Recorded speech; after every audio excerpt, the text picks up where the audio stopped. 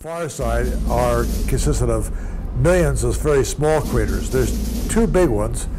One is called the Sea of Moscow, and the other one is called Tsiolkovsky. Tsiolkovsky is a very, very stark crater, very black center area with a white peak in the middle of it.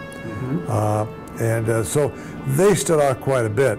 We saw on the near side, we saw a lot of the large craters that we have already been, named and here on Earth by astronomers a long time ago. And then comes Lucky 13. You get into the mission. I'm not going to say that I saw the movie, but I did see the movie, and I'm pretty sure you got your. I must assume that you must have been unhappy for your friend that got the measles and they got bumped out, and you guys get bumped in and to be the prime crew for Apollo 13, and I must have been happy. And without having to give you the whole thing that we all pretty much saw, because I don't think that mission defines you, but it is an important part of your life. I mean, and it talks a lot about the character that you have, sir. Briefly, what happened, on that 13th mission of the Apollo program? Wow, we suffered a very disastrous explosion of one of our oxygen tanks. Due to a due to a human error that occurred about 6 years before we took off, when they were assembling the oxygen tank and installed the wrong thermostat into the heater system, and we had damaged that tank on the launch pad during one of the tests, and we didn't realize it. And of course, when we filled it up with oxygen, it was a potential bomb to go off, and it went off about 200,000 miles out. And that was basically the whole reason for the explosion. And in a sense, you were lucky, because that explosion could kill all of you, could have decompressed the whole ship, no? That's true. The explosion actually occurred at a very fortunate time if you're going to have an explosion. If it happened just after we committed ourselves to go to the moon, we would not have had enough electrical power and water to get all the way around the moon and back home again.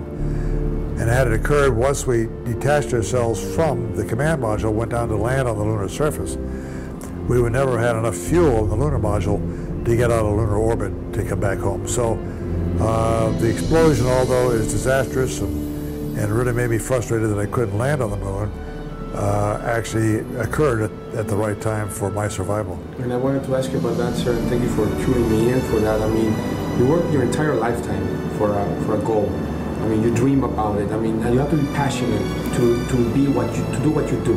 To be a pilot, or to be an astronaut, to be a reporter, to found the first Mexican space agency. You have to have passion. And when you're so close to your goal, and something like this happens, must hurt, no? It must be very difficult, no? Well, I think that occurs with everybody, that if you strive for something and you don't make it, you're quite frustrated. And the fact that I wasn't going to go back again, I made 4 flights at that time, and other people who were in the program, astronauts, had not made any flights, so I couldn't very well ask for a 5th flight. Was that hard? Pardon? Was that very hard?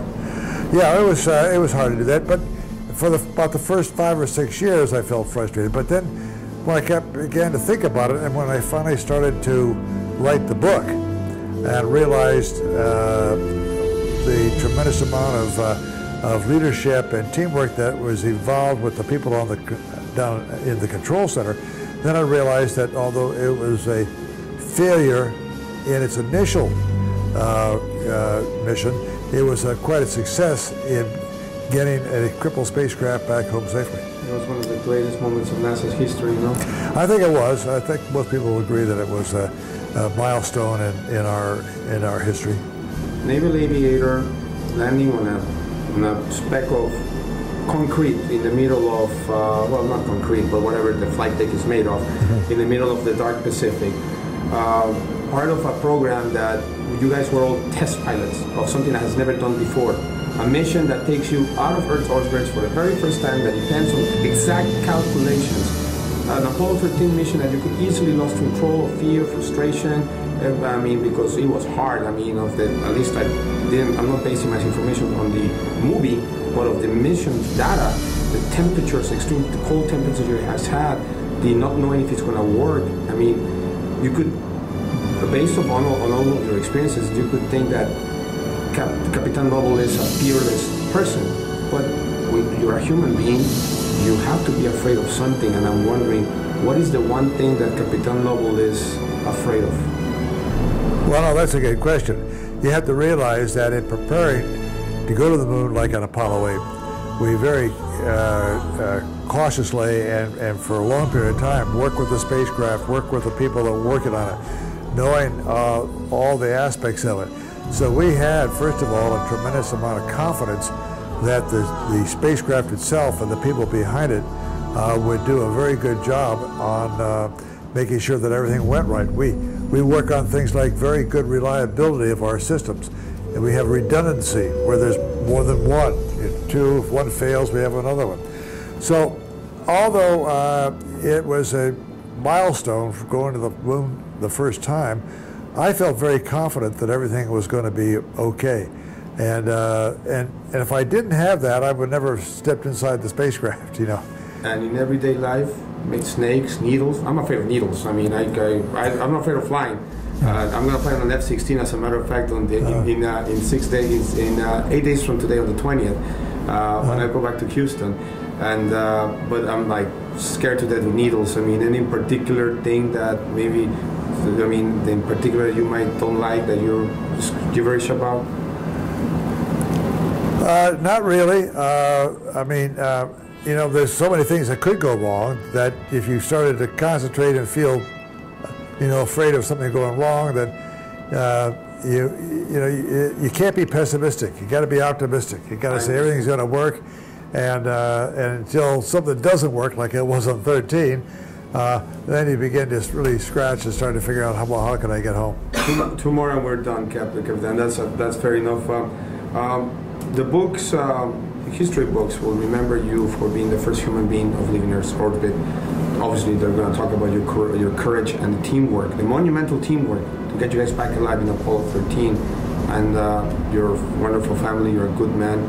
But I'm wondering, how would you like people to remember you? The man that the books will talk about one of the greatest astronauts of NASA's history, or as a good parent, a good husband, a good man? What would like Capitan Lovell to be remembered? Like, what did you like? Well, I think they both go together. I think that I'd like to be remembered as part of a well-defined organization that had a mission and accomplished the mission. When President Kennedy in 1961 announced that we were going to send a person to the moon and get him back home safely before the end of the decade, you know, many people, including myself, thought that was not possible. And yet it showed that if people are given a job to do, a mandate, and they do it, it is really a monumental thing. We lived in a golden age at that particular time. It said if you set your mind to it, what you could do. And I like to be remembered for a person that was involved in that particular aspect. And my family would like to be remembered for the same way, because I think we contributed a little bit to the success of the growth of not just the U.S., but for the world. And it's kind of a shame right now that we're looking at our whole program is slowing down. And I'm glad that you touched that, sir.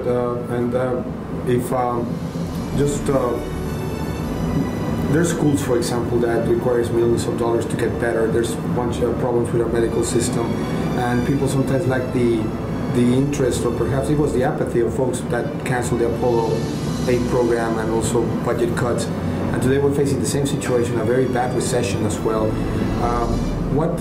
As a person that you've been there and you've seen NASA at its greatest moments, and you've seen things that we have never seen, what could you tell those folks, the young folks that perhaps were not alive to see those golden moments, about the importance of investing in space?